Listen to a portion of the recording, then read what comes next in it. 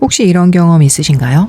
한 끼만 안 먹어도 금방 허기지고 손이 떨린다. 식사를 하고 두세 시간 지나면 뭔가 또 먹고 싶어진다. 밥을 먹고 나면 졸음이 쏟아지거나 집중하기 힘들어진다. 적게 먹고 많이 움직이는데도 체중에는 변화가 없거나 오히려 찐다. 이런 경험이 반복이 되면 내 몸에 대사 유연성이 떨어져 있을 가능성을 한번 의심해 볼 수 있습니다. 물론 하루 이틀 이런 증상이 있다고 해서 대사 유연성이 나쁘다고 판단을 할 수는 없죠. 왜냐면 수면 부족이나 스트레스, 운동이나 활동량 변화와 같은 여러 요인이 일시적으로 작용을 할 수도 있으니까요. 하지만 이런 상태가 오랫동안 반복이 되면 내 몸의 대사 상태에 문제가 없는지 살펴볼 필요가 있다라고 생각을 해요. 우리 몸이 상황에 맞게 가장 적합한 연료를 선택해서 쓰도록 에너지를 운영하는 능력, 이것이 바로 대사 유연성입니다. 인체가 쓸 수 있는 주요 연료는 포도당, 지방산, 그리고 케톤체인데요. 사실 인류의 몸은 본래 지방을 에너지로 아주 잘 쓰도록 설계되어 왔었죠. 하지만 농경사회가 시작되고 탄수화물 위주의 식사가 익숙해지면서 우리 몸은 포도당만 주로 쓰는 대사 방식에 갇히게 되었습니다.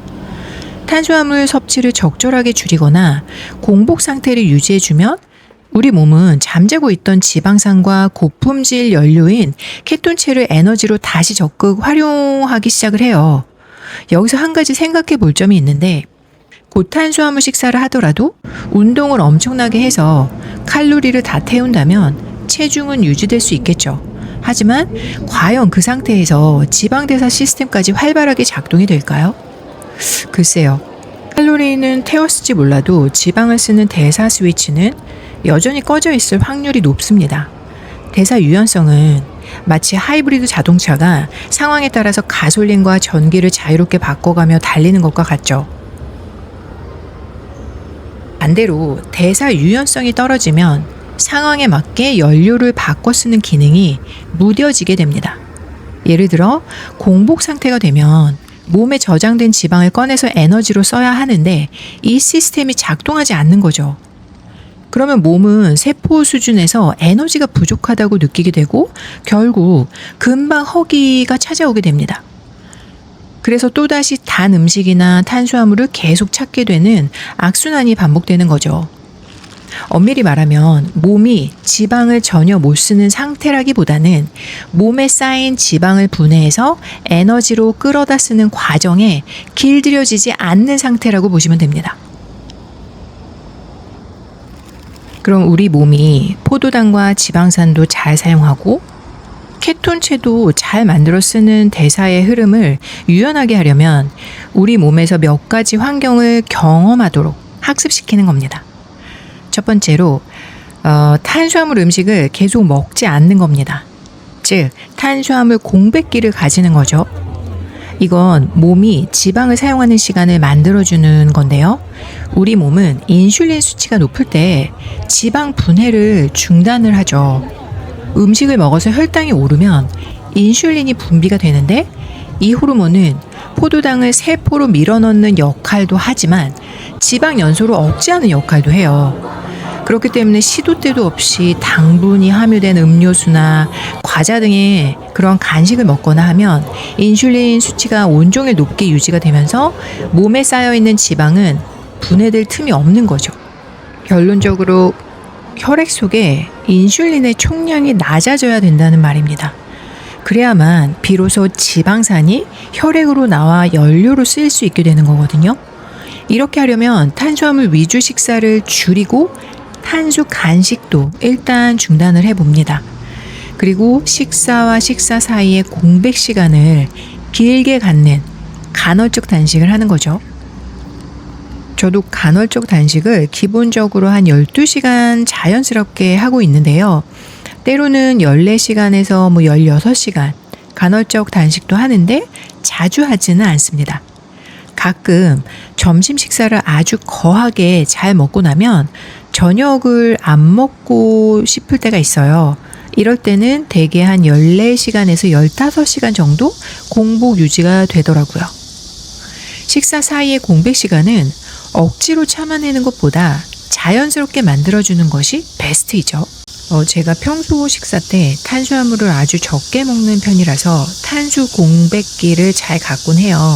다만 약속이 있거나 외부 활동 시에 밖에서 식사를 할 때가 있는데 그럴 때는 종종 고탄수화물 음식을 먹어왔었어요. 근데 요즘은 주로 삼겹살이나 갈비, 수육이나 해산물찜, 순댓국, 그리고 햄버거 같은 경우는 패티를 먹고 그 빵은 한 반 조각 정도만 먹는 이런 식으로 먹곤 합니다. 두 번째로 에너지를 오래 안정적으로 유지할 수 있는 식사를 하는 건데요. 소화도 잘 되고 체내 흡수도 잘 되는 단백질과 체내의 안정적인 지방으로 충분히 식사를 하고 나면 혈당이 완만하게 오르면서 인슐린도 과도하게 분비되지 않겠죠. 그러면 혈당도 곤두박질 칠 일도 거의 없을 거라고 생각을 해요. 특히 인슐린이 안정이 되면 저장된 에너지를 꺼내 쓰도록 만드는 글루카곤이라는 호르몬이 분비되면서 식사가 끝난 후에도 배고픔 없이 자연스럽게 체지방을 태우는 안정적인 대사 상태를 유지하는 데 도움을 줍니다. 제가 평소에 하는 식사 스타일은 사실 호르몬과 혈당 안정에 참 도움이 됩니다. 최근 체력도, 에너지와 기분 상태도 전반적으로 더 좋아지고 있거든요. 아직까지는 그렇습니다. 제가 자주 먹는 식사는 제 영상에 많이 있으니까 한번 참고해 보시기 바랍니다. 근데 면, 빵, 당분 함량 높은 과일, 잼, 시럽 이렇게 고탄수화물 함량의 음식들은 이렇게 식사를 하게 되면 롤러코스터처럼 혈당이 급격하게 오르고 떨어질 수 있는데 이때 뇌는 갑자기 에너지가 고갈되었다고 착각을 해서 가짜로 배고픈 신호를 보냅니다. 그럼 우리는 탄수화물에 대한 갈망이 또 다시 시작되는 거죠. 물론 저도 가끔 아이스크림이나 치즈케이크 같은 정제 탄수화물이 먹고 싶을 때가 있어요.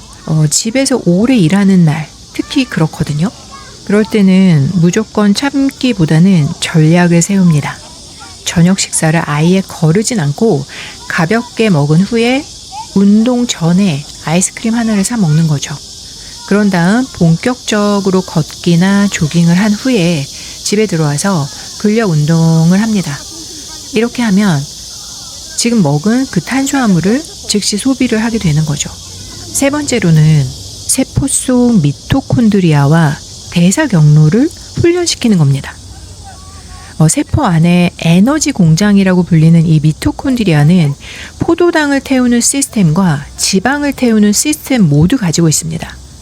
하지만 운동 없이 탄수화물만 계속 먹으면 지방을 태우는 시스템은 쓰이지 않아서 말 그대로 녹이 슬게 되는 거죠. 이때 공복 운동을 해주면 몸은 지방을 연료로 쓰기 위해서 지방산 대사 효소들을 활성화하고 지방 연소 능력을 끌어올립니다.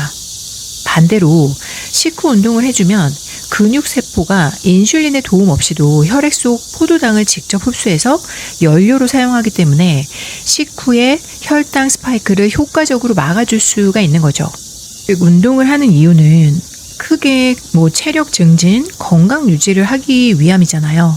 그러니까 여기에 세포 속 미토콘드리아가 두 가지 대사 경로를 모두 활발하게 쓰도록 훈련시키는 과정도 포함이 되는 것이죠.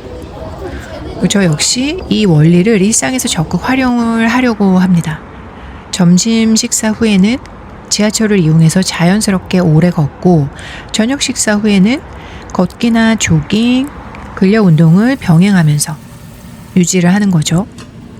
만약 점심 식사 후에 집에서 일해야 하는 날에는 스쿼트를 해주거나 시간적 여유가 있을 때는 또 밖에 나가서 가볍게 걷기도 하죠.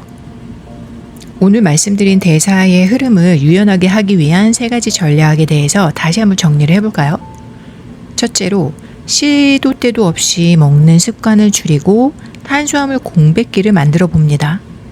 둘째로 혈당을 크게 흔들지 않는 식단으로 호르몬을 안정시켜 봅니다. 셋째로 공복 운동과 식후 운동으로 세포 속 미토콘드리아를 훈련시켜 봅니다. 이 3가지는 거창한 비법이라기보다 우리 몸이 원래 가지고 있던 건강한 에너지 시스템을 정상으로 돌려놓는 과정이죠.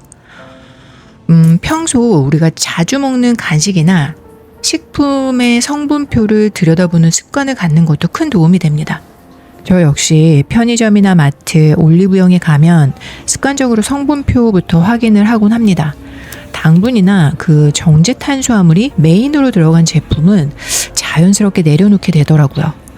외부 활동 시에 이동을 할 때는 지하철을 주로 이용을 하는데 생각보다 꽤 많이 걷게 됩니다.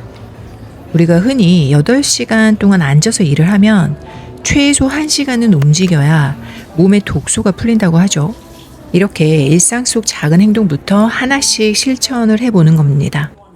만약 계획대로 지키지 못한 날이 있으면 괜찮습니다. 내일 다시 시작하면 돼요. 절대 자책하지 않고 후회하지 않아야 합니다. 그런 부정적인 감정은 아무런 도움이 되지 않아요. 감정 에너지를 소비할 뿐이죠. 다시 또 하고 다시 또 하다 보면 조금씩 익숙해지면서 자연스럽게 습관이 만들어집니다. 포기만 하지 않으면 되죠. 이것이 바로 루틴을 기록하고 점검하면서 내 성향과 취향을 건강하게 변화시켜 나가는 여정이라고 생각을 합니다.